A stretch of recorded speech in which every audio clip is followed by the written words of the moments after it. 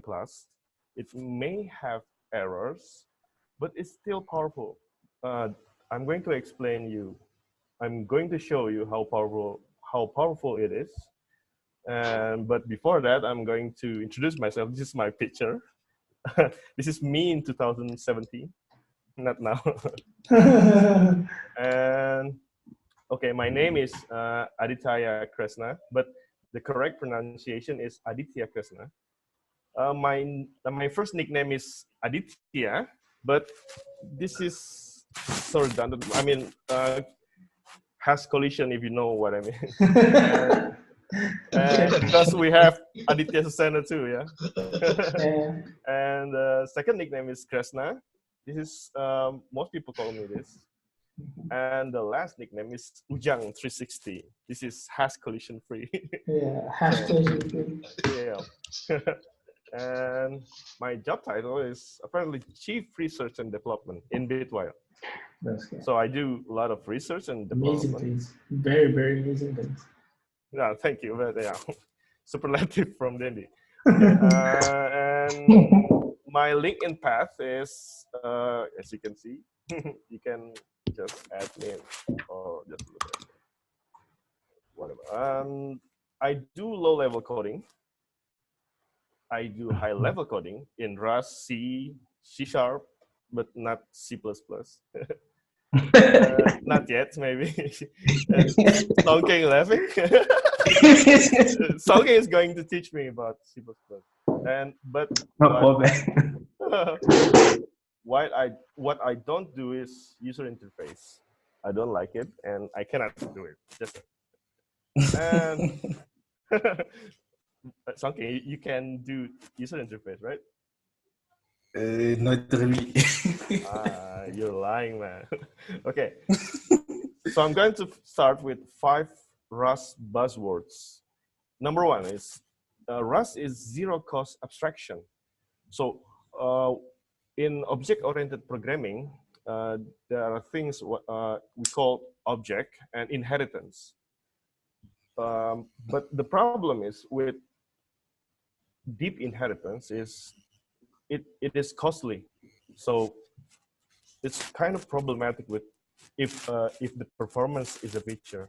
So Rust gives you, number 1, zero-cost abstraction. And the second one is memory safety. I cannot do wrong in Rust. So in the first month with my personal journey with Rust, the learning curve is very steep, but what I learned from that 1 month is Rust is very safe. You can't do wrong with memory safety in Rust. The third one is fearless concurrency. I will show you how fearless I was while implementing a WebSocket code in Rust. But and the fourth one is friendly neighbor compiler. This means the Rust compiler is very friendly. If there is an error of compile time error, the compiler will tell you which error and explain to you why it should be an error, and ultimately it will give you advice how to do the correct one. This is amazing. And the fifth one, last one, is Rust is fast, kind of hard, but not that hard. I will show you. And the next one is the challenges. This is Rust 5 challenges I've been having in these last 2 months. The ownership and lifetime concept. This is the very problematic if you don't usually code in the right one. I mean, correctness is important, right? And Rust compiler enforces you to do the right thing with object lifetime, object ownership, who's owning that object, who's owning that struct, etc. And the second one, I mentioned friendly neighbor compiler, and the compiler is very noisy. I mean, sometimes you want to do an easy thing like passing reference and modify it, but the compiler gives you a lot of warning and a lot of suggestion. But apparently in the last 2 months, I made peace with it, amid peace, and now I'm fluent. So it took me only 2 months. And the third one is what I'm having now is dependence nightmare. But good thing is Rust have cargo, um, which uh, Rust have crates. It's like library in other languages, and in C# it's like NuGet. It's easy, and in C++, Songkeng mentioned Conan, right? Yes. Yeah. Yeah. Apparently we have that in Rust also. Cargo, the name. So, and the fourth one is the build binary size. It's quite big, so it's kind of hard to build a small code. 3 days ago I tried to build a small code with Rust to fit the L1 cache, which is very small. It's only 64 kilobytes. But I failed. But yeah, I will show you later. And the last one is minimum unsafe code. This is the challenge of having good performance of Rust code. Sometimes you have to do some unsafe code in order to do so. And the next one, this is my example prototypes, Bitwire example prototypes in Rust. The first one is the WebSocket core. This is the GitHub path, WebSocket core.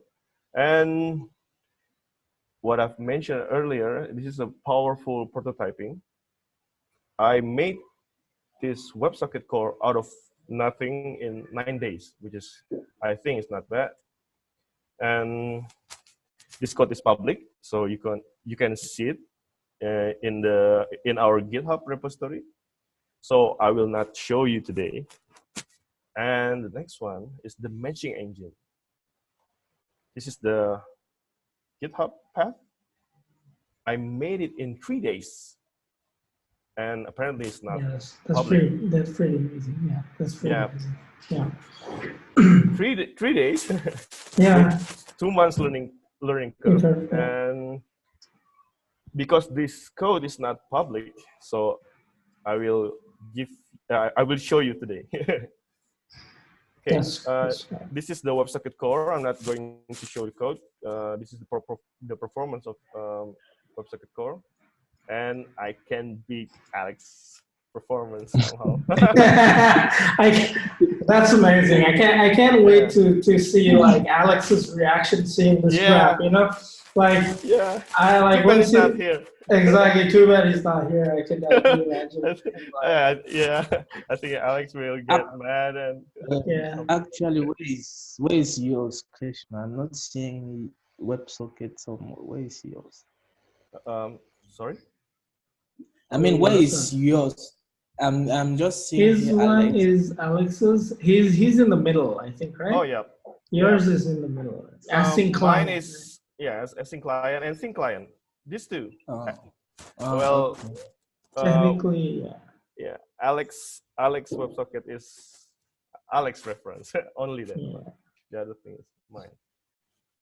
And then, so I forgot to mention that WebSocket core has 3 features, which is reactive WebSocket, which client sends a message, sends a query, and then the server responds it, and this is the result.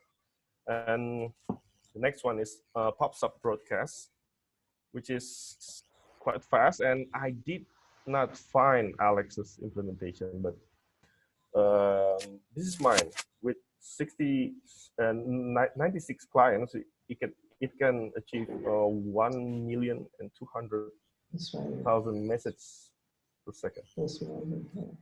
Yeah, but apparently, if one client only 16,000, this is because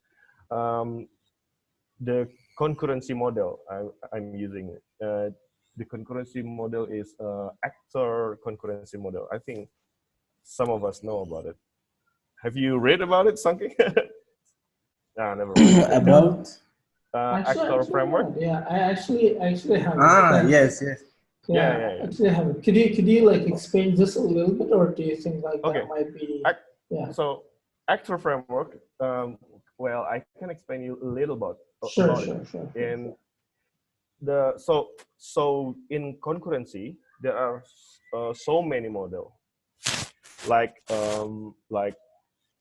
preemptive multitasking, which is only in embedded system, and then cooperative multi-threading.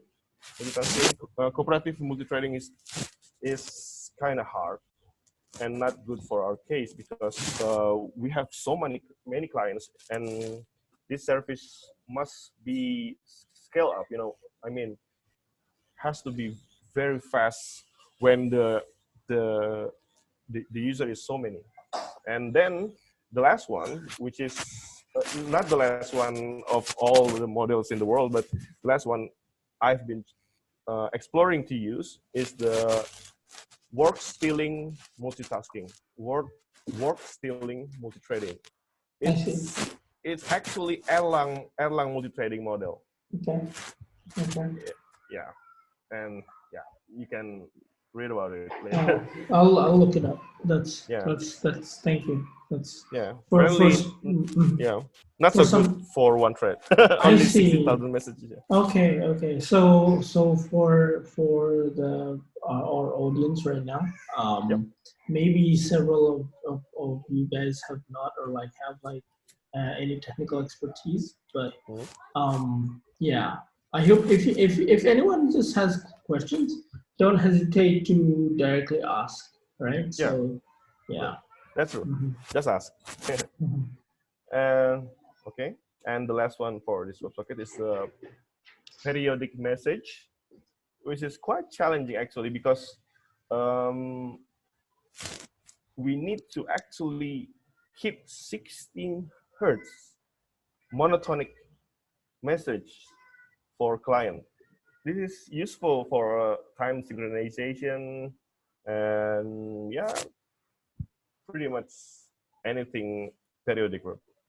Yeah, I mean like ticker. If we decided to do batching ticker, this is the hardest part actually. Right. Maybe if someone's not from the financial industry, a ticker might not be something that he or she understand. Maybe. Okay. Hi Nanan, how's it going? We have just been started for around 5 minutes. And Krasna has started his presentation, so he's explaining about his WebSocket results and a little bit, just a little bit. So imagine someone's not from the financial industry, and he or she wants to periodically get data with 60 hertz. I could imagine something like a sensor bleeping in the middle of the field, right? And you want to just get the data from that. So keeping it monotonic is very hard. Right. Okay. So this is the guarantee of giving 16 hertz without losing the guarantee. We can achieve 3,200 clients with only 4 core. This is the prototype result. Prototype class result. Which is my point is achieving this with Rust is not that hard. With C#, I need to take about 2 months. Yes. Well, I'm proficient with C# and it took me 2 months to develop code like this. With Rust, only 9 days. Wow. Okay. Next one is matching engine. Okay. This is our core. Right. Yeah. So there's a question from David. If you see the chat, can you explain the concept of frequency in the setting? So what's 60 hertz? Could you explain what 60 hertz is? 60 hertz is giving 60 messages per second. Okay. With a monotone tick, tick. A constant tick. Constant tick. I like a constant tick. Okay. Constant tick. It's really hard, Yeah. Really, really hard. Okay, no problem, David. Yeah. And apparently we can achieve it with Actor framework, which is Actix in Rust. Wow. Framework. Okay. Yeah. And actually, I cannot see David's chat here. Oh, you can't see David's chat here? While I'm presenting, I cannot see. I think, David. Oh, of course, yeah. course. Yeah. This won't take long. Only sure. 3 slide left, maybe. Yeah. Don't rush, man. Like the point is to go through the presentation and just talk and not rushing through it. And hopefully we can discuss it because exactly. I need the audience to understand. Exactly. Yeah. That thing too. Okay. And this last one, which is the matching engine, because the code is not in public, I will share to you live, so you can see what's inside our core. So one disclaimer is this code, I made only 3 days with this code, 3 days, but the performance is quite staggering for me, even for me. So with 10,000 order, 5,000 perfect limit match, it took only 5 million nanoseconds, which is which is 1.8 million orders per second, which is not bad for prototype class. Yeah, that's amazing for prototype class. That's actually amazing. Yeah. And with 5 million orders, 10 million orders, apparently the performance dropped to 5,000 orders per second. And this was not tested in live server, only from my laptop, which is, I think, quite good. Because not server code, not server tested. Yeah. Okay. And apparently the presentation is finished. Now I should share the code, but before that, if anyone want to ask, just please ask, or maybe go back. Yeah, please open your microphone because I cannot see the chat. Yeah, yeah, exactly. So yeah, feel free. Yep. Something maybe. Hello. Yes. Is someone talking or what? Nope. Okay. I have the question was, which tool do you use to benchmark or to draw those graphs? Well, because this is 3 days code, I only use the code itself to benchmark itself, and the second one is I use Valgrind to see catch misses. Catch misses something. Yeah.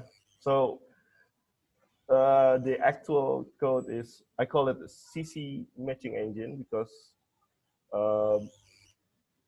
initially I want to create cache coherent matching engine. That's the idea, but yeah. Almost cache coherent matching engine. Now I realize the CC in front of the CC means cache coherent. Okay. Yeah. Yes, and I design all the struct with as small as possible to fit the LC cache and L1 cache. Okay. Yeah. David, maybe? Hello. Oh, Mr. Budiman, okay. Yeah. Okay. I have a question. Okay. Can you explain deeper about what you mean by reactive? And is the actor model you mentioned is the same as the one in Akka framework?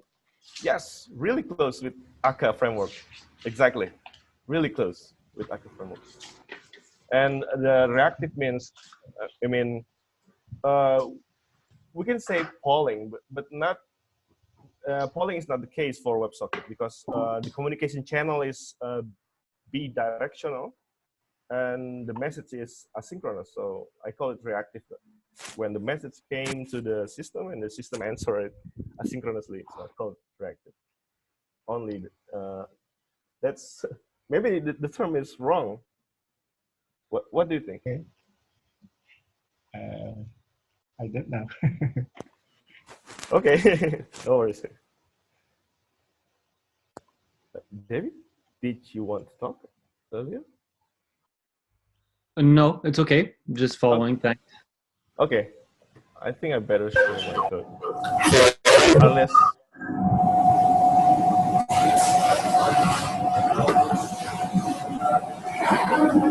Nenen, maybe?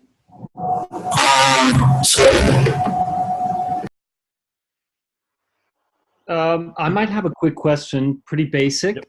Yep. On the first slide, you mentioned 5 hypotheses about the behavior of Rust. Were these statements or questions that you wanted to actually confirm and verify? Yeah, actually, yeah, but maybe not all. Concurrency, I'm not going to show about concurrency because it's already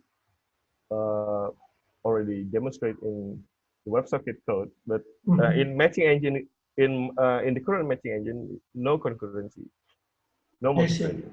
I see. So yeah, I'm going to show even coding from scratch, from nothing, just to show you how easy it is with Rust. Okay, so these overall, buzzwords, these buzzwords. Yeah, overall, when you say buzzword, you're actually confirming these, right? Or yes, or it did. some Yes, it did. So all of these mean that Rust has all of these characteristics, right? So zero cost abstractions, memory safety, concurrency. What do you mean by fearless concurrency? Do you mean by it's actually? When I create a concurrent code, when the compiler says, "Okay, your code is good," I have no fear. That's all. Also, you're. What do you mean by that? Is that you're not afraid that the program crashes or segfaults? Okay. Is that correct? Is that correct? Yeah, actually, yeah. But what I meant is when I code a concurrent code, like for example, for the WebSocket code. Okay. When the compiler says, "Okay, your code is good," it means it's absolutely good. It's actually good. I mean, there will be no unsafe mutation of some data. Amazing. Okay.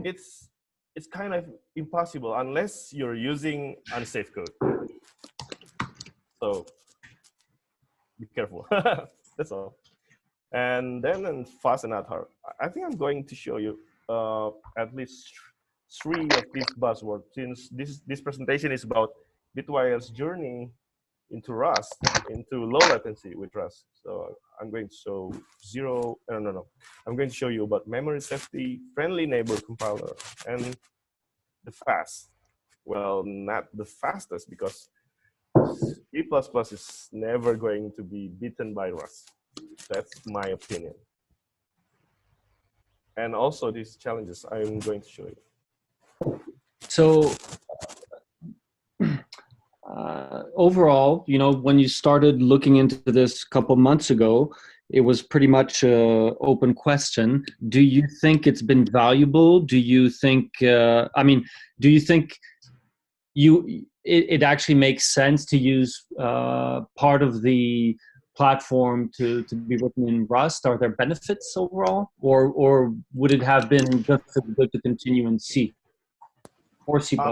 I really think that Rust is very good for our early deliverable, because coding with Rust is not so bad, not so hard. And now I can code some microservices in 5 days, 3 days, 2 days, which is not possible with C#, and can only possible with Python, but the Python code is kind of slow and not good for our case. So I think for the first deliverable, we can do Rust, and when we have time to mature it, we will port it to C++, or even FPGA, because we need to achieve very, very, very fast code.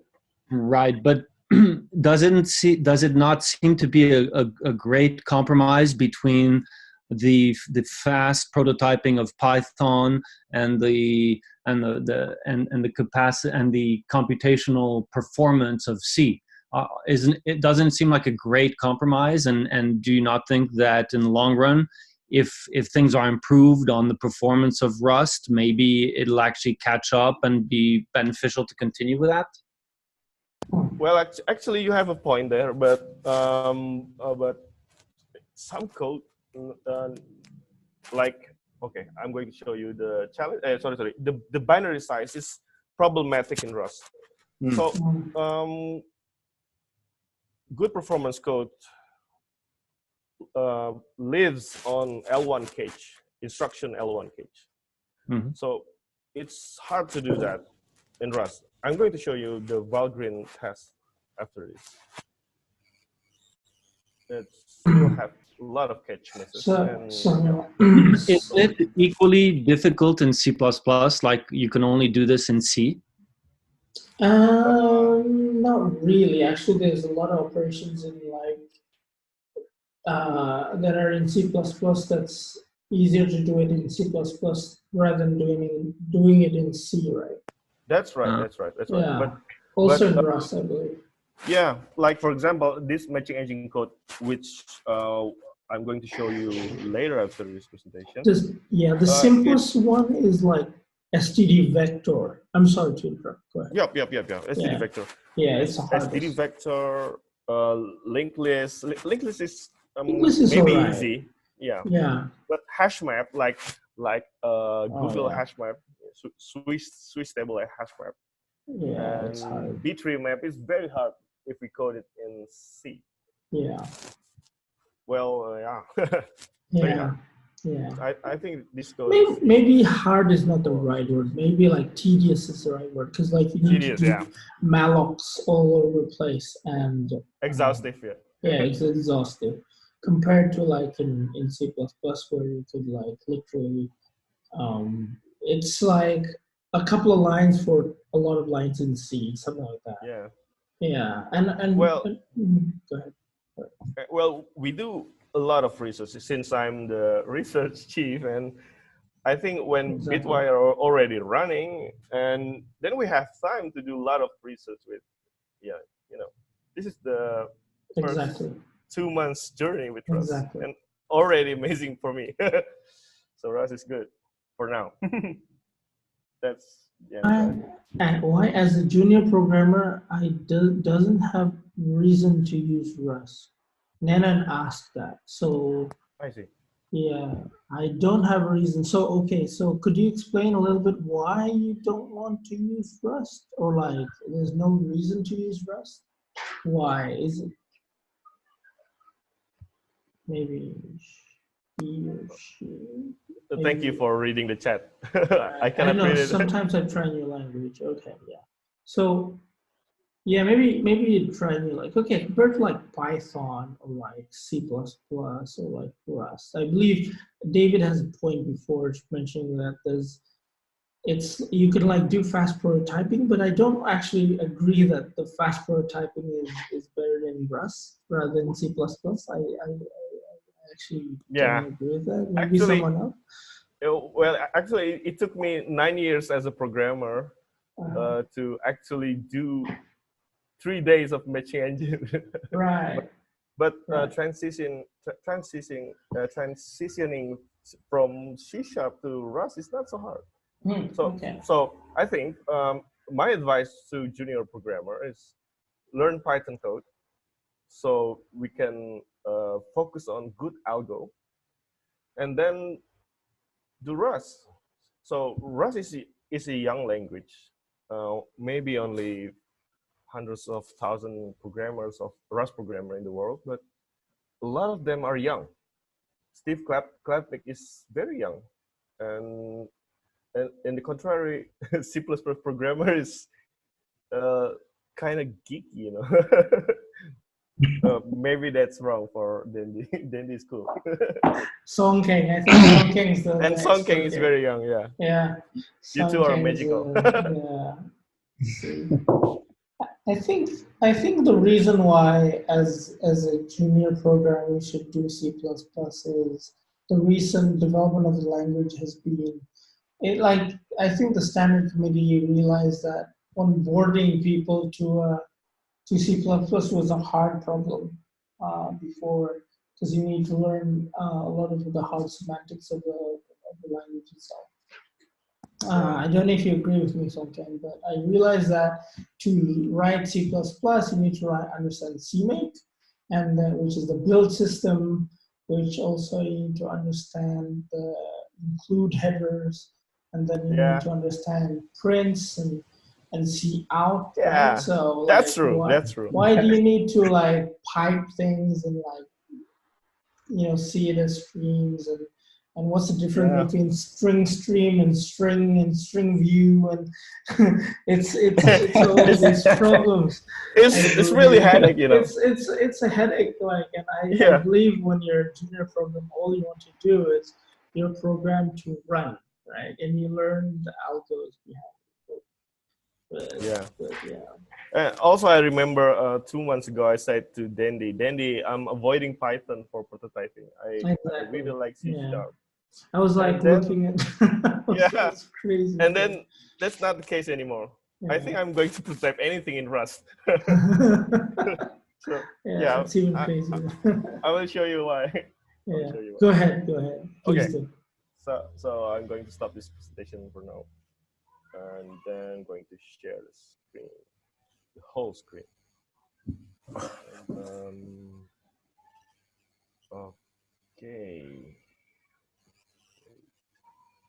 Whoa, 11 chat. Just wait. Okay. Share entire desktop. So you guys can see my screen, right? Wow, a geek screen. Geek screen. Okay, thank you. Okay, first of all, I'm going to show you nothing. CD repo, CD personal, CD RAS. I'm creating a directory, like RS hello world. CD as hello world. Then cargo initialize and cargo run. Done. Hello world. Magic, right? Wow. You can't do that with C++, man. Yeah, it's something that I remember there was a presentation by Matt Godbolt, I think, like at Chicago, and someone asked him like, well, Rust has cargo and stuff like that. What does C++ has? And like he couldn't answer the question. And I, as a C++ programmer, I believe you too, Sonkan, like seeing cargo and how to do just that is just amazing. It's wow. Yeah, it's really amazing. Really fast, really fast. Are you moving to Rust, Sonkan? I'm already thinking of learning, and like I'm currently learning. No, only cargo is not a sufficient reason to move from the powerful language. Okay. I see. Just a joke anyway. Okay, I'm going to show you. I'm going to film this and how hard it is to code. Okay.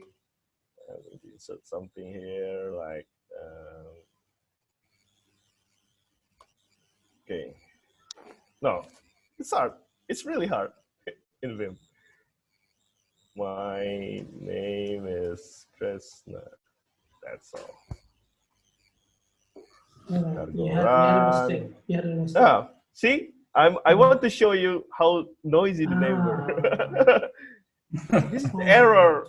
Okay. Unterminated double quote string. Yeah, that's amazing. And aborting to previous error could not compile blah blah. But look at the error, man. It's really beautiful. Yeah. Yeah. I want to show you this. And then I'm using Visual Studio Code. Sorry, Danny. It's he's Vim, man. Vim is beautiful. Yeah. Okay.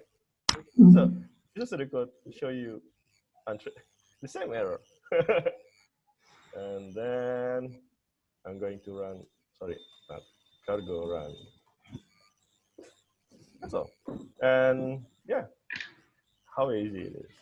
And okay, so cargo also help you install dependencies like cargo add Saturday. I think cargo edit. No. Cargo add. Oh, you can do cargo add. Yep, Saturday. Oh. Okay. And then Saturday is here. I didn't know you could do that.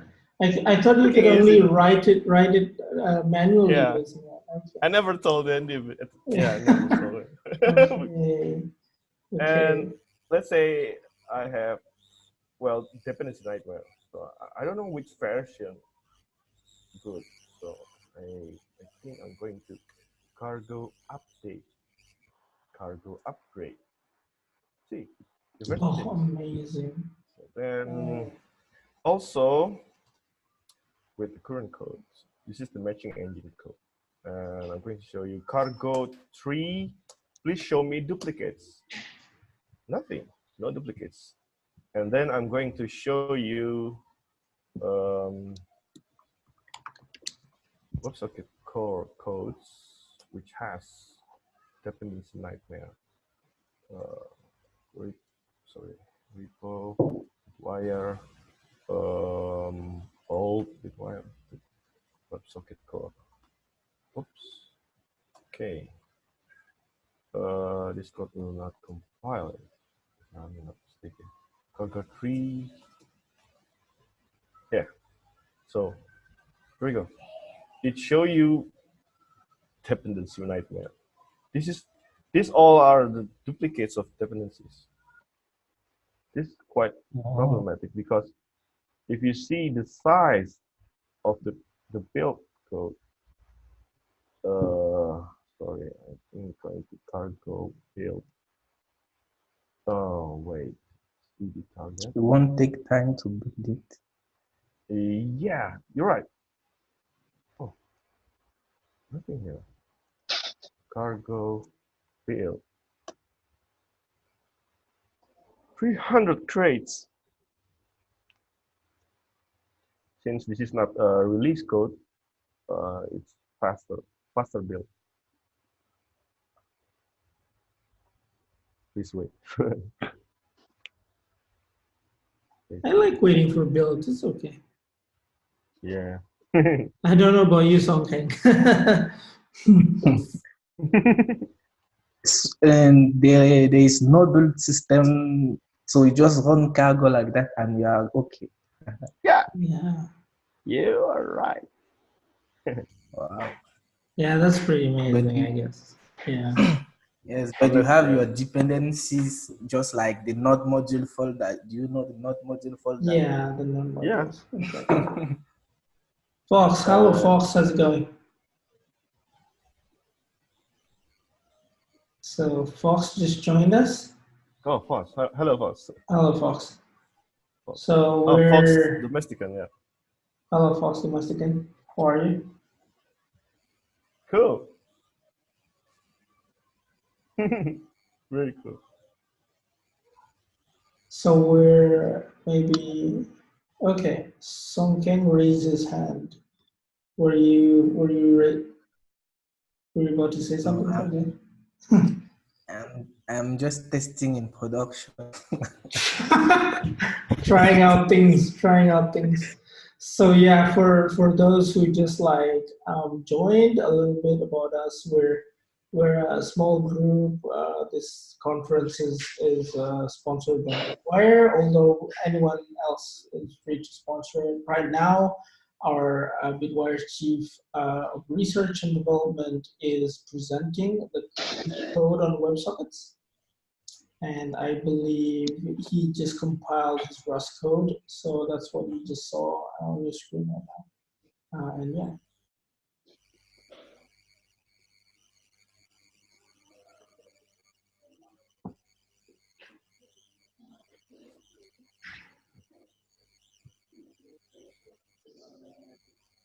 They practically built everything. Oh, wow. Times, yeah.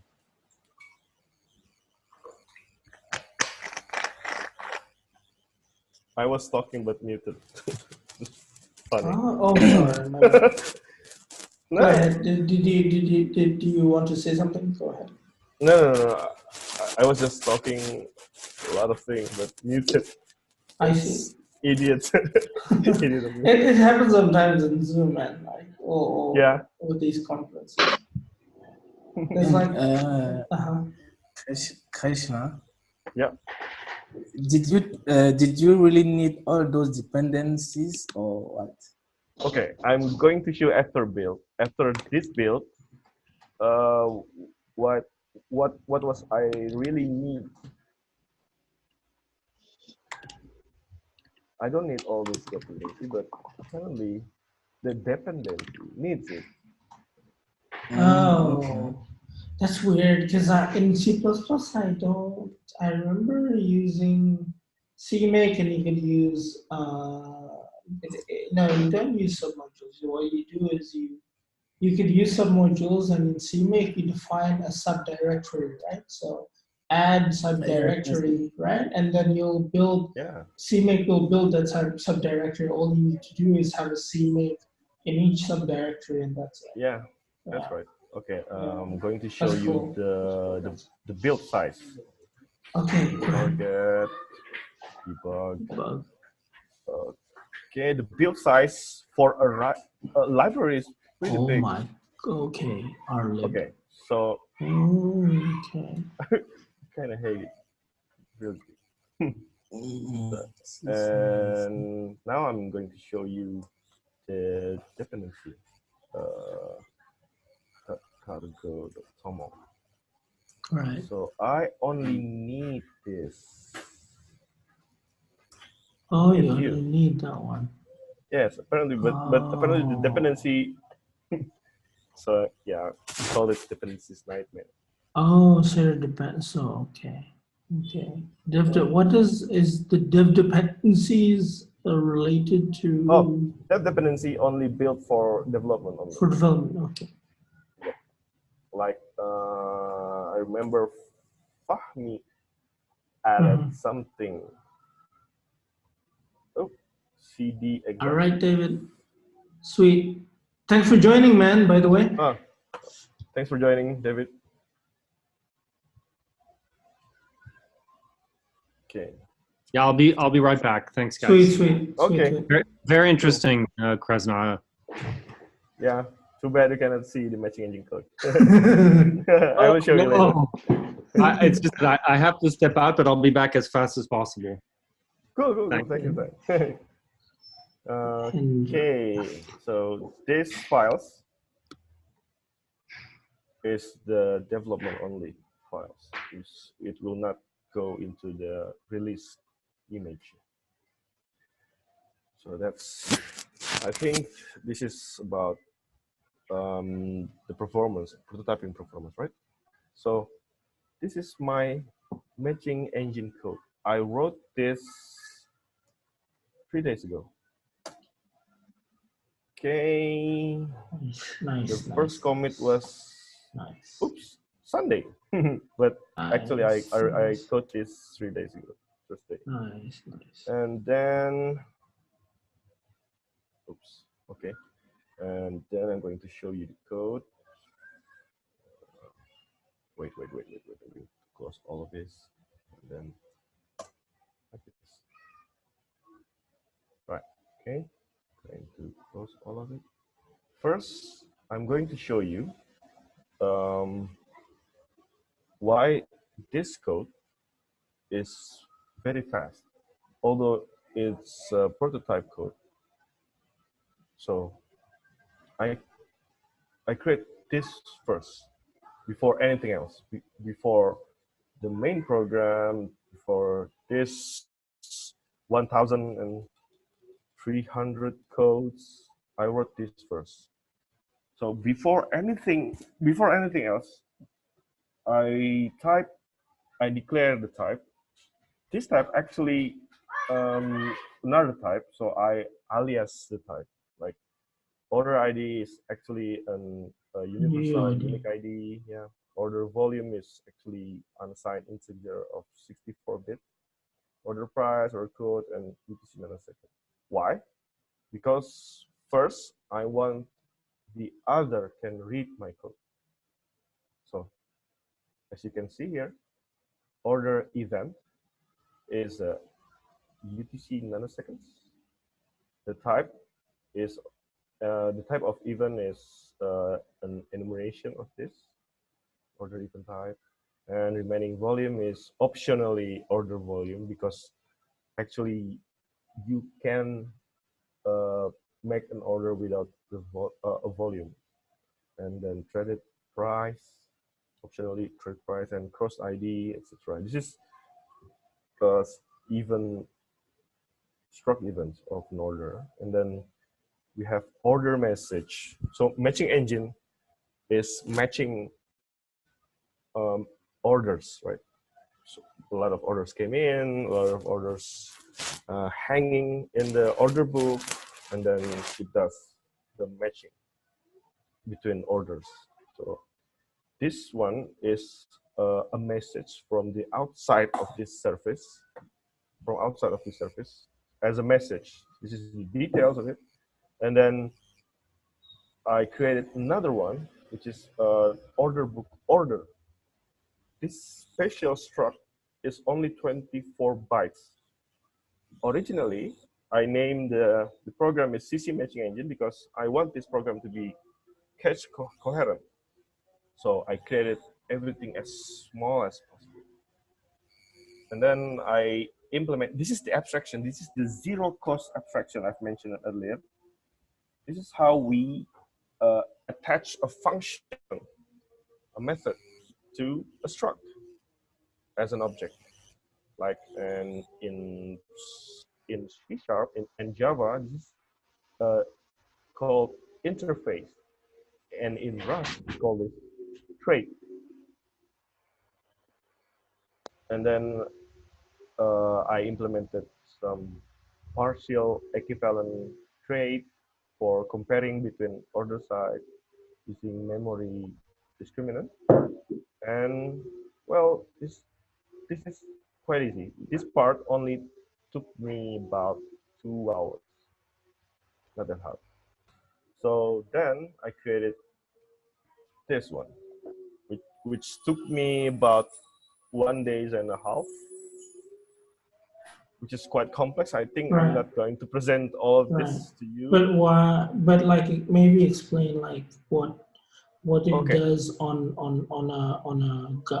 a greater scale. Okay. Yeah. First of all, I'm going to hide all the details. Nice. Okay. Because we don't want to be cluttered. Okay. This file has two main objects, main structure. First one is order book, which contains the orders, and the type is a binary tree map, B-tree map. It contains the price level and orders of those price levels. And then the order location, which is a hash map or dictionary in Java and C#. The key is unsigned integer and price level. So this is a lookup table whenever we want to remove some order. Okay. And then the order books. So then they created earlier, this name is site order book, and this one is order book, right? Right, that's correct. So this order book has two sides, which the first one is bit side, yeah, and the second one is ask side. Ask means cells, bits mean bytes, and it has also order location. So whenever the system wants to remove some order, this is the lookup table. So we know which the order reside in which order book. That's all. It's pretty simple, and the size is pretty small. It's about 276 bytes. If we run this code, I think you're going to see this. First,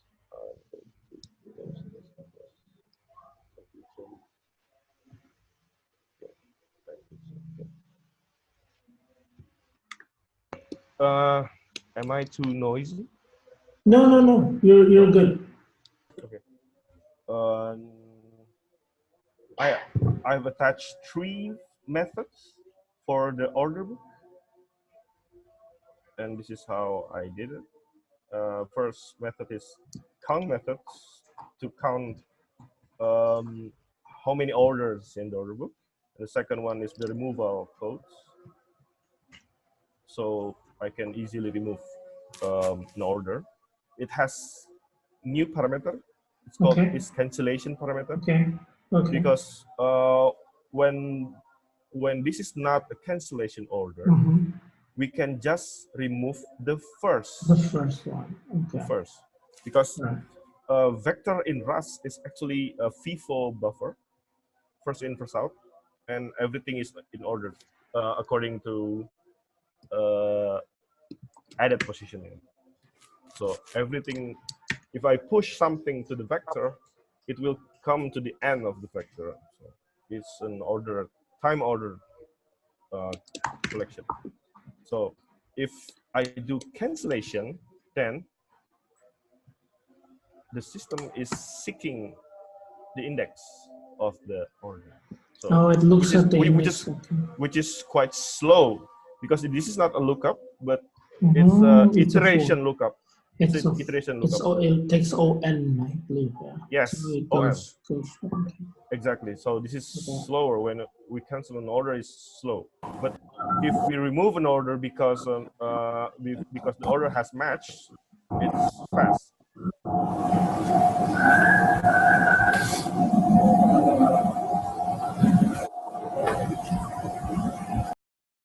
Okay. That's hilarious. Okay, and the last method is insertion. Yeah. If we're going to insert an order into an order book, the caller must specify the price level and then the order book order object itself.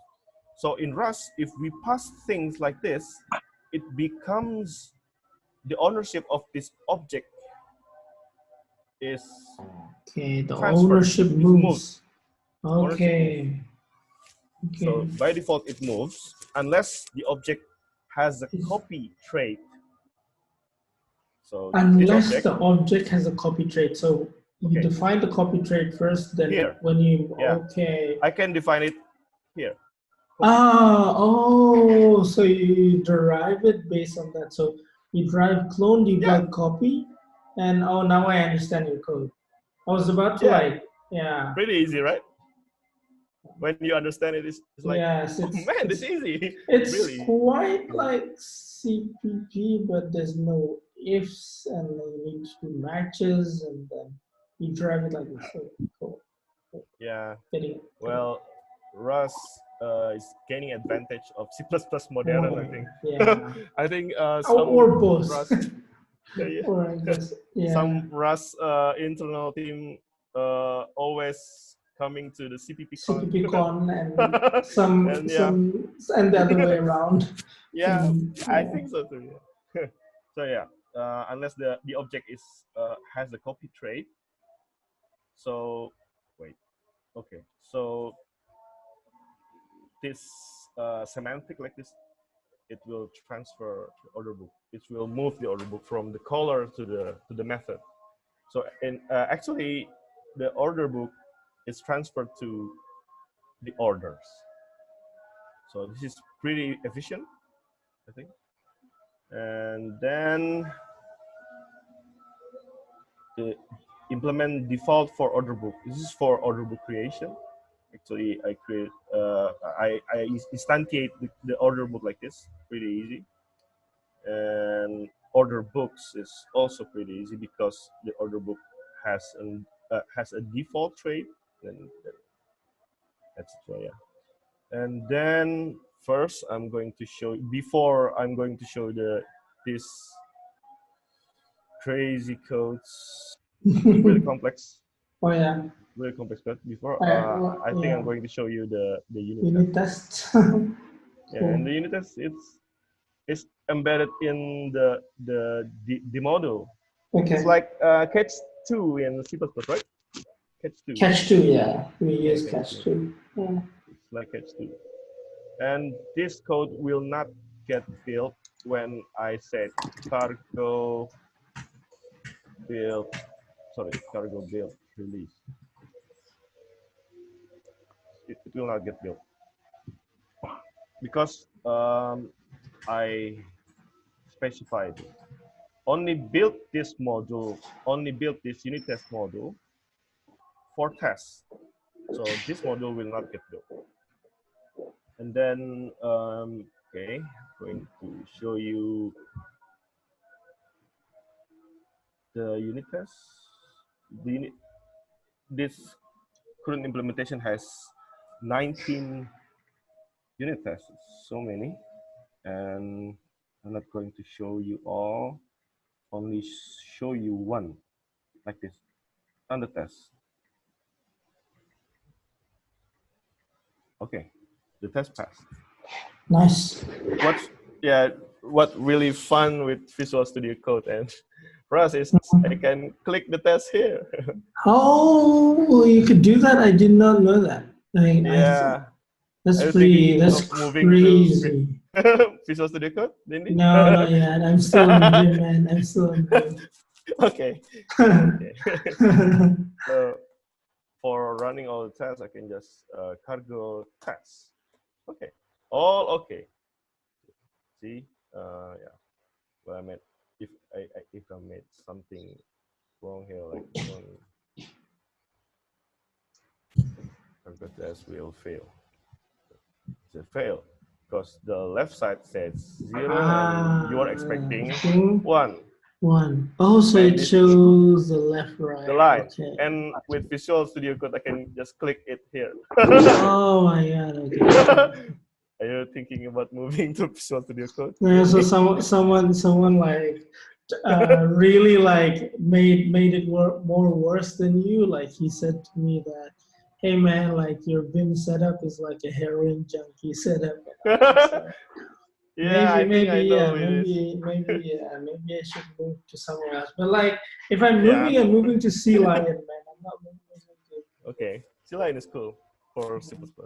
Yeah. Not for C. I could C with Visual Studio Code too.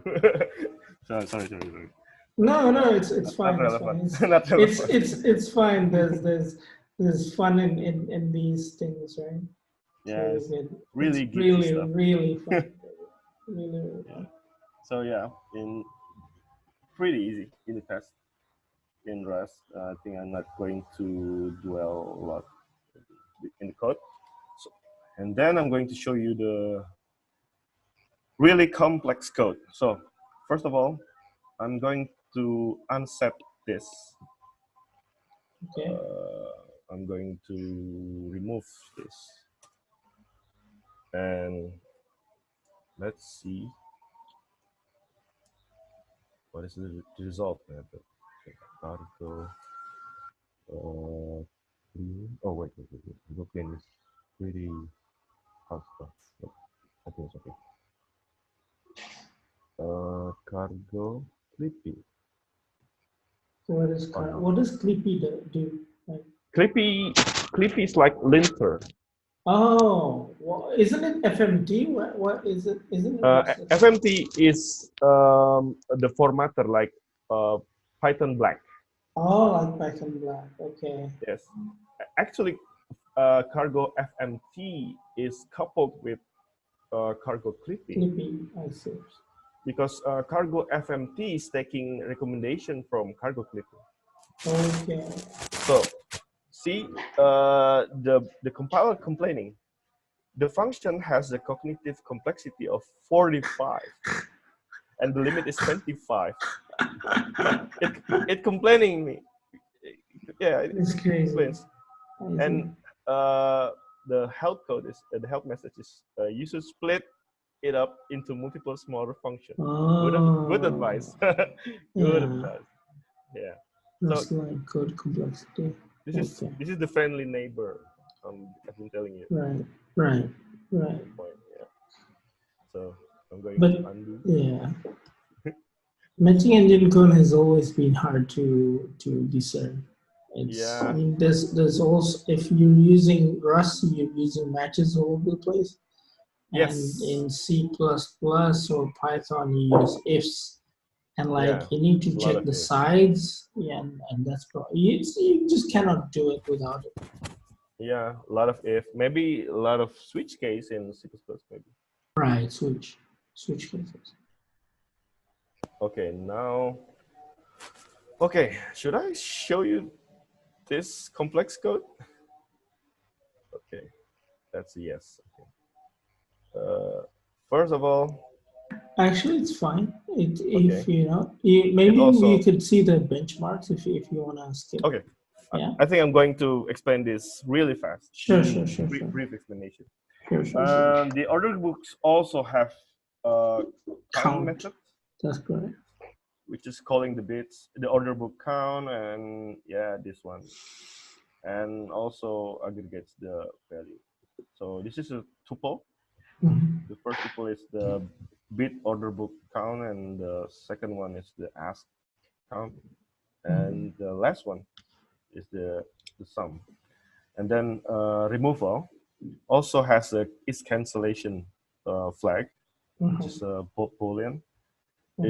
If this order is a cancellation, it will take longer than the match than the match removal. Oh, so you're actually splitting between removes, that's removing from the order book, or cancellation.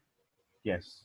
Okay. And this could be dangerous if we don't have unit tests, but actually the unit tests prevent I made something wrong with the code. That's what's good. What's good with TDD. Yeah, but that's another aspect. Yeah, and then the insertion also quite simple actually. It checks if the order book has order location has the contains a key. Yeah.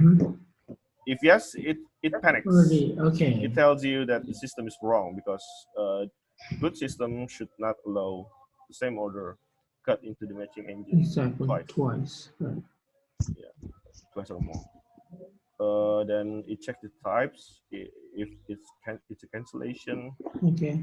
Also panic because it's you're not allowed be to. Okay. Yeah. Also, I have to mention that it has the R sharp prefix. Yeah, so there was a question by one of our audiences, Nenin, I think, or Andre. So yep. He or she was asking what's like R sharp? Why is it allowed in Rust? Okay. This is actually not R sharp. It's a type, actually. It's a type. Type is a keyword in Rust. Okay. Type is a keyword like this. Type something. Oh, so I'm not allowed to do names some member of a struct like this. This is not permitted. This is forbidden. So Rust was telling me, the compiler was telling me to add R sharp. So yeah, when something when the keyword collides with our code, we could add R sharp. I don't know what it means actually. But, okay. Yeah. And then this is the match. And it's been yeah.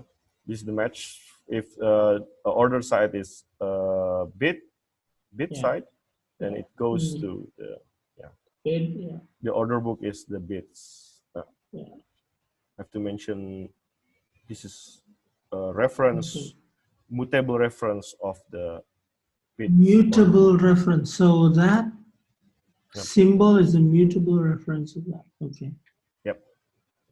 And for access, if no side, attempt to insert cancel order, and it will print the order ID. Okay. But apparently the program crashed. So before this service there should be sanity check. So then the order book order, I create a new order book order which is only for the order book, which contains only two members. For the first one is the ID, and then the remaining volume. No price or whatsoever. No user ID, no bloated data. Only these two essential data. And then the order price got from the order message, and this become the key for order book insertion. Order book insert, order price, new order book order, and then I should not forget to add it to the order's location. Okay. Which is the side of the order. Okay. Nice. And then execute order. This function, this one function is 45 cognitive complexity. Yeah. This is very complex. It's a fair warning. So this is the frame of the code, the shell of the code. So you basically set like current order ID or the properties of the orders, and then you so you only for C++ you switch between the current order type, and then you matching, right? Multiple, yeah. If it's cancel, if it's market, if it's like that's right. Before that, this is important. So this execute order function is given immutable reference of an order message. So immutable reference. Immutable. So it means that the caller has a guarantee that the message is not changed. It will not be changed. And then I copy all of the details of the message needed for the execution into this variable. It's someone talking? Not me. No?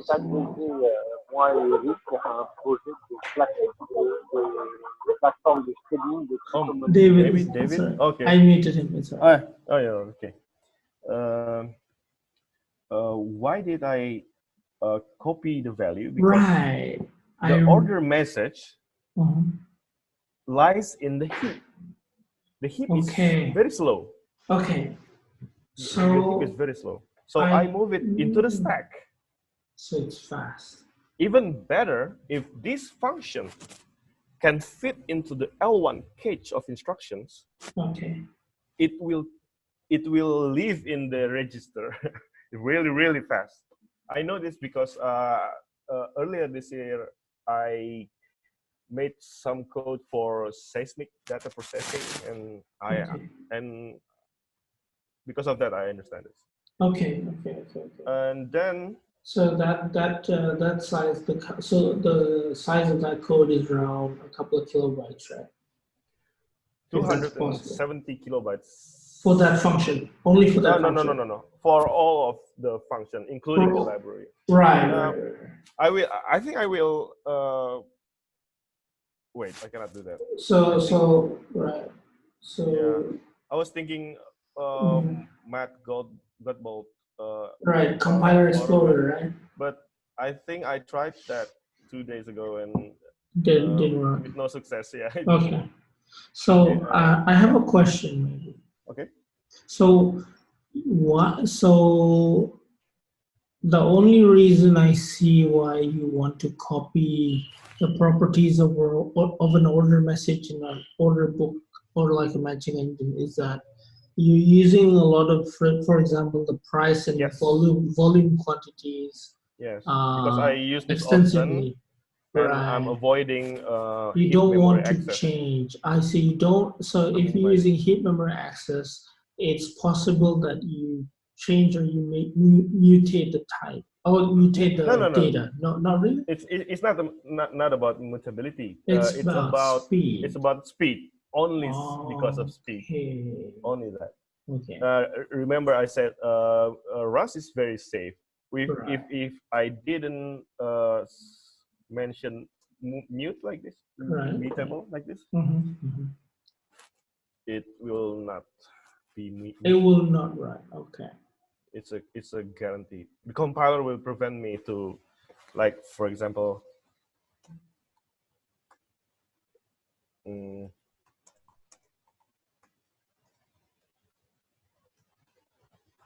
Okay. You have a two. Oh, okay. Before. Okay. Cannot assign to order message ID because which is behind reference. Reference. Yeah, it cannot be written. So okay. Noted. If I specify this, then it's fine. It's building. It's building. Oh, it takes time. Yeah. CC matching engine, blah blah blah, and as you can see. I see. That's all. Nice. So this is only about speed. Okay, and then the truth of the matching engine. Okay. It splits for three kind of order. So cancellation order is also an order here in this code. An order of cancel, market, and limit. So this is the code of cancellation. Blah blah blah. It's boring. And then this is the code for market, which is already complex. The most complex part is the market order, and then limit order. No, I don't think I'm going to explain about this. Well, in summary, this code is we'll do matching between the market order types and limit order types. If no match, it will come to the order book. It will go inside the order book. The insertion like this. And this is the events produced by the matching sequences. And then it will be used for another services like Kafka, for trade aggregator, for database, for transaction log, anything. But this matching engine only produces those events, while the order message itself is immutable. That's all. So the last part is I think I'm going to show you how this code runs. Performance of this code. Amazing. Okay.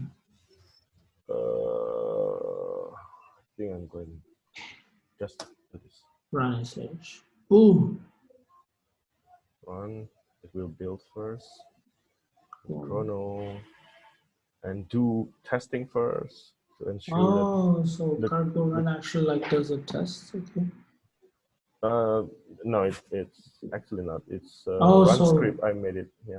This is the run script. I remember the run script now. Okay. Yep. This is the run script. Okay. You have a back trace and you do cargo test, then you have a Rust flags. Okay. Yeah, it's amazing. And also has ball green. Oh, automatic pseudo ball green cache. Yeah, but I comment it out because it's slow. Right. I will show you after this test. So I think one Australian exchange, if I'm not mistaken, claiming that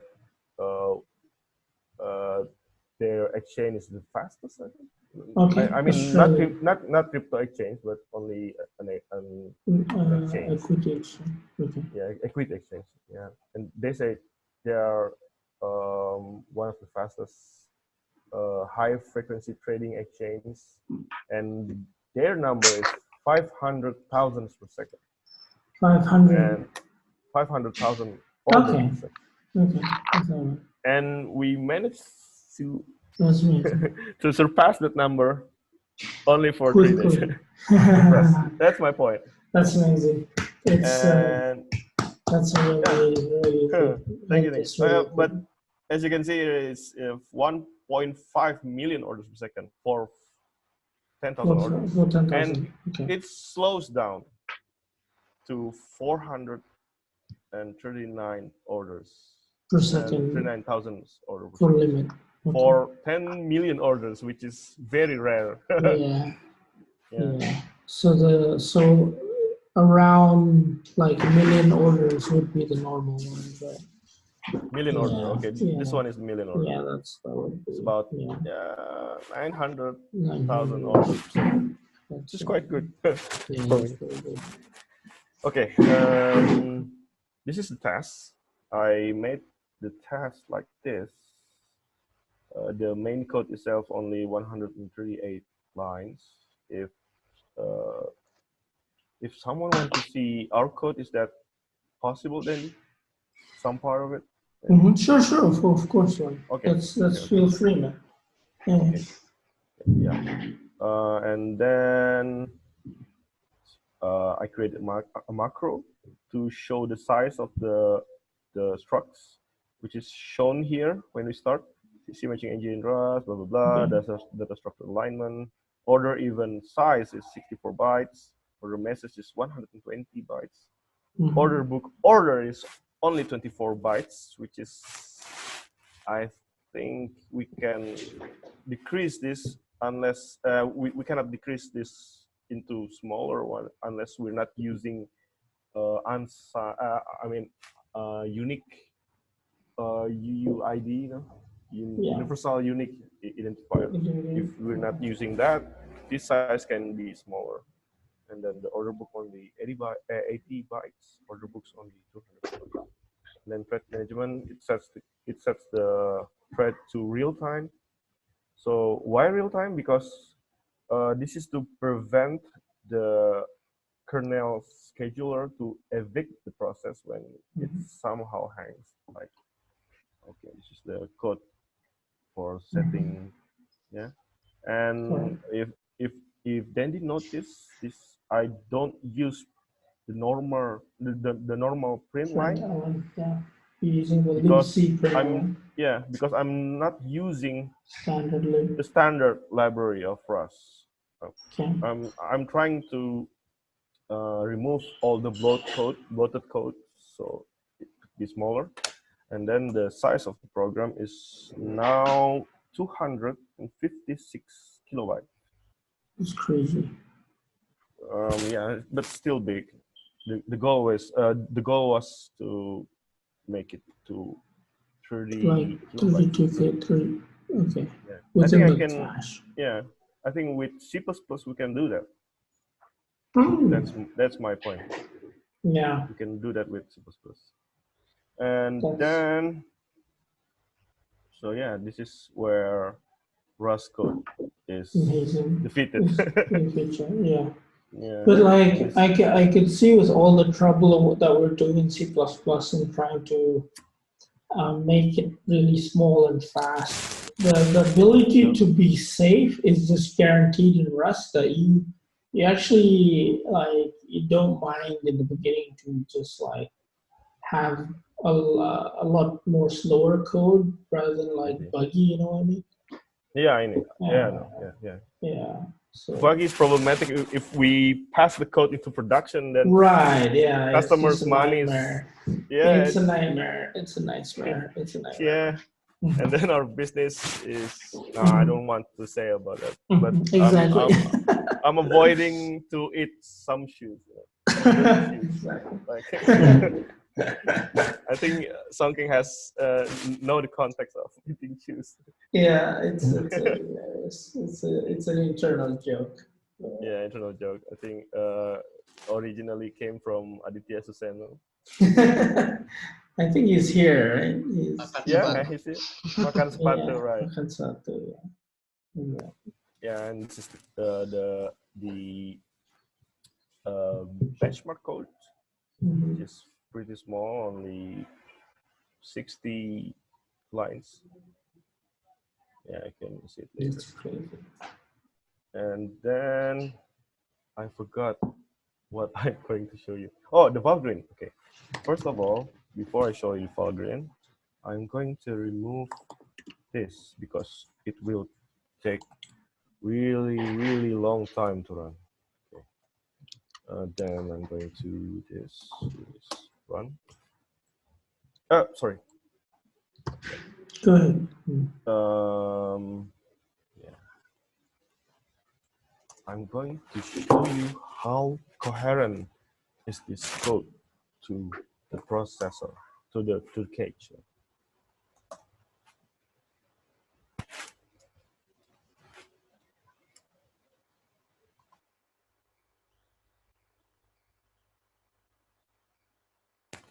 Now it's finished. Wow. And then oh, so now you have all these L2 cache misses, L1, L2 cache misses. Apparently no L2 because Valgrind only check L1 and L3. L1, L3. What? LL, Why? LL is Why? L3. Okay. The last level. Valgrind only check the first and the last one. Wow. Oh yeah. As you can see here, I have 0.01% cache instruction miss. Okay. And 0% last cache instruction miss. So okay. Yeah, this is the point of the name, the CC missing engine, and then the data misses is quite higher because it's really hard, man. And then one misses, yeah, it's 1% misses. I think it's not bad. And the last data miss rate, last cache miss rate is 0.3% because the data got spilled out. I mean, it's at some places it's still in the heap, like order message is still in the heap. So that's the miss. And yeah, that's all. I think I conclude my show unless anyone want to ask anything.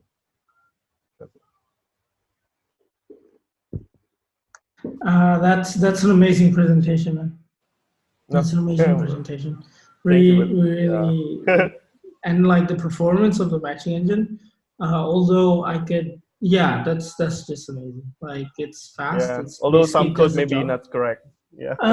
It's not that it's not correct. I believe like there's some structure that, but like everything like in general is for like 3 days. It's just like you could literally put this in production, right? So with additional unit tests.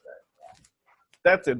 So the point of this presentation is to show you guys prototyping can be very, very powerful. Very, very powerful. Yeah, but sadly, it took me 1 month, exactly 1 month, to make peace with the borrow checker.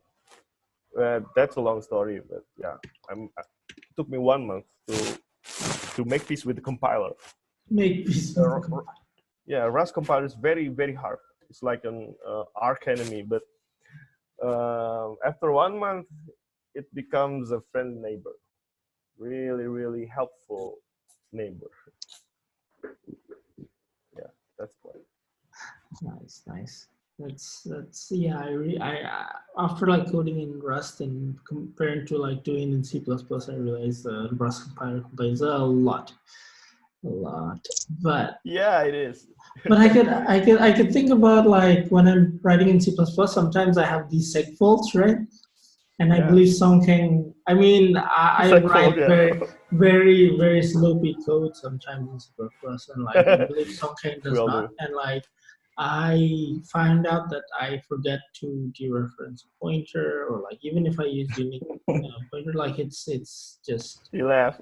Yeah, it's yeah. Whenever I like, okay, the program complies, it doesn't actually guarantee you that it complies with memory safety. So having that is pretty cool. At least if like I know recently like the C++ like lib I don't know if you have used libfuzzer or something. So a lot of people told me that using libfuzzer is actually something that's pretty nice to. Pretty good for finding bugs. Fuzz inputs such that you can find bug before exploits and stuff. Yes, okay. Yeah. Okay, so Krishna, thank you very much for the presentation. Okay, thank you to you. That's really cool. That's really cool. Maybe if how about Songking? Do you want to present something, or do you feel like presenting the awesome fixed parser? Or? Yeah, very awesome fixed parser. I'm not sure I'm ready. Okay. It's okay. Anytime. Anytime. And I think Songking is a brave heart. Yeah. He's very brave. Yeah. Happy to the fix code. Yeah, to do the fix me and Danny code. avoiding it. Yeah. Me and Danny avoiding it. And Songking came. You're really okay. amazing. Yeah. You're amazing. It's actually a challenge that no one would actually do, but you're doing it anyway, and like we realize that that's something that's really amazing with you, Songking. So that's really, really cool, man. Writing a fixed parser is just like it's a pain, and like from your explanation of like starting of headers like SOH and also like it's so basically it's basically an encoding scheme for messages, right? That's all. Right now there's better encoding schemes, but Fix is one. But anyways, really cool Songking. Really cool Songking. Very cool. Very cool. Okay, guys. If so, maybe if Songking is okay to present it maybe next time, or like I'll present next time. Cool. Okay, we could probably wrap this up. Does anyone want to present basically right now, or maybe ask anything? Yeah. Or ask anything regarding to Kresna's presentation? That's great. Maybe not related. Also okay. Yeah, it's okay. It's fine. Yeah. Maybe anyone wants to join Bitwire. Danny. I'm kidding. Yeah. But this hashtag promotion right there. But anyways. Yeah. Next time maybe I'll present a better things. So. No, that's actually programmer can start. Yeah. That's actually I think there was a programmer that asked like it's maybe too advanced for me, but that's okay. We're all learning new things here, and like maybe next time we should start. Yeah. That's why I love Bitwire. We're learning things like always. On the fly. On the fly. While creating a company. Yeah. While creating a company, some people chastise me with that, but like so far that's not good. Anyways, guys. Okay. Cool, Danny. Thank you. It's very cool, Kresna, and also very, very, very cool work, Songking. Really, really cool. Anyways, okay, guys, we should. Anyways, a bit for you guys who are still here. We do this every month, and we're glad to have anyone present. So don't hesitate to reach me out, or also the other Bitwire team members. We're actually wanting to make this a community, so more of a developer community, people who are interested in writing cryptographic code, maybe machine learning code, maybe just presenting about programming languages. To feel free to like present it here, and nothing's too bad to be presented. I believe everyone has something to share. Something to share, I believe. Okay. Well, I guess thank you for like joining our conference. We'll have this again by January, and I hope you enjoyed it. Yeah, I hope you. Yes. Sweet. Thank you, everyone. Thank you, everyone. Thank you, Songking. Thank you, Eric. Eric has joined. Mr. Budiman. Thank you, David. Thank you, David. Budiman. Thank you, Adit. See you next month. See you next month. Bye bye. See you guys next month. Bye bye.